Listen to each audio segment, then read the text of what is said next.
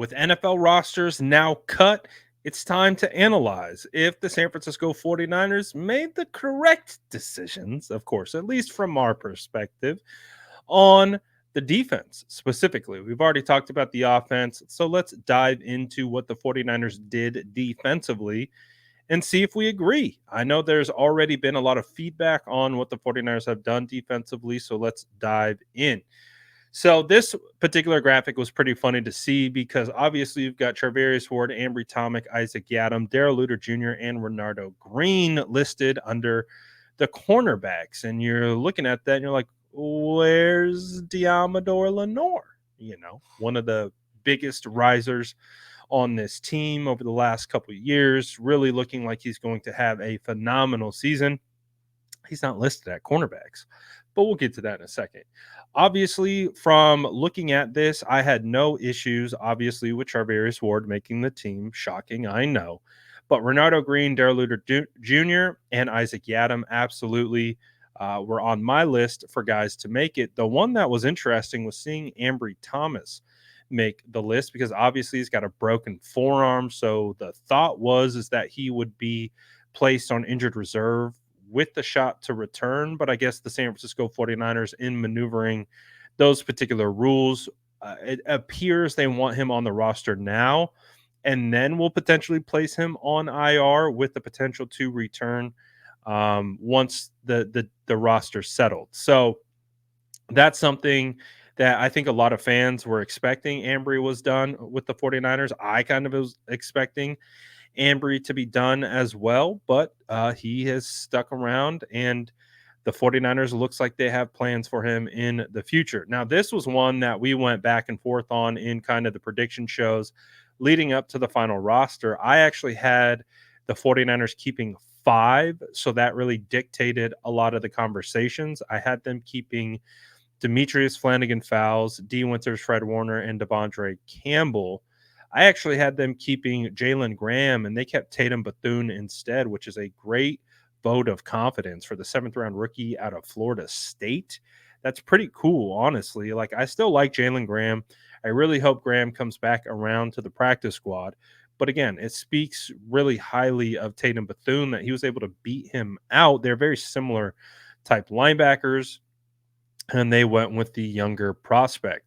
Curtis Robinson was a guy that I thought was deserving, but based on the numbers game, could be the odd man out, but he makes it as well. So the San Francisco 49ers keep 6 defensive linebackers as they put Dre Greenlaw on the PUP list to start the season. Now, there's a surprise on the defensive line. I don't think there's any surprise with Malik Collins, Javon Hargrave, Nick Bosa, Yetur Gross-Matos, Jordan Elliott, Kevin Givens, Leonard Floyd, and Robert Beal Jr. We had been talking all offseason as this seems to be the core group. We were just wondering what that final slot was, who that was going to be given to.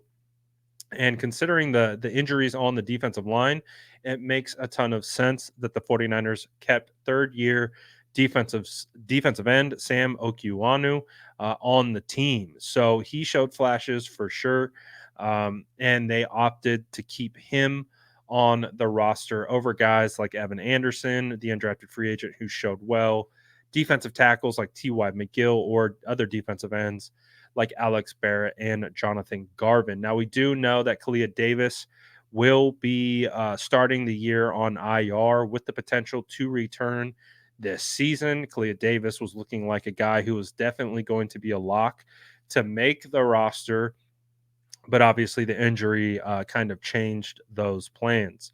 Now, as we mentioned earlier before, where was Diamador? Well, Diamador's right here.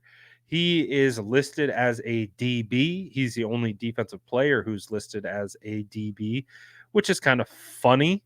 Why he was put here, that's a great question. No idea. Because when you think about the positions that he plays, he shifts in and out of outside corner and nickel. Both positions are cornerback positions, right? Nickel cornerback, outside corner. They're both considered cornerback positions. So I thought it was interesting that he still wasn't put with the cornerbacks. But they decided, you know what? Diamador is his own animal. We're just going to call him a DB. Someone had mentioned, oh, the 49ers are potentially gearing up for contract negotiations for him and what they're going to classify him as. I don't know if that's true or not. I thought it was an interesting point. But I think regardless of any of that, we do know that Diamador Lenore is headed for a huge season. And of course, the San Francisco 49ers would and likely want to keep him around. So we shall see what is happening there.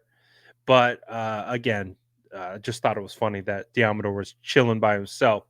The 49ers got great news by bringing Talanoa Hufanga off the PUP list, which is one step closer to having him available for week one. He's not out of the weeds yet, still has to kind of get cleared, has to practice. Those are obviously big hurdles, but at least he has a shot.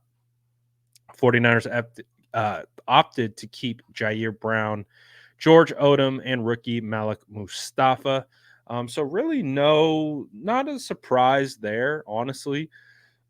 I think when we look at the defense, I think the biggest thing that we were kind of surprised by was the 49ers opting to keep Ambry Thomas over Rock Ya-Sin. Rock Ya-Sin seemed to provide a quality depth and things of that nature, um, and felt like he was consistent. And I really liked Rock Yasin and what he was able to provide, but hopefully the 49ers can get him back on the practice squad.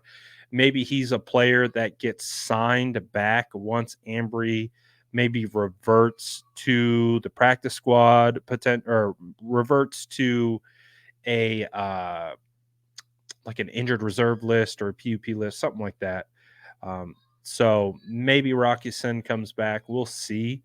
But so far, when you look at the overall defense, it's pretty solid. I think when you look at the defense in its totality, the starters were never really the questions that we had about this roster heading in to the season.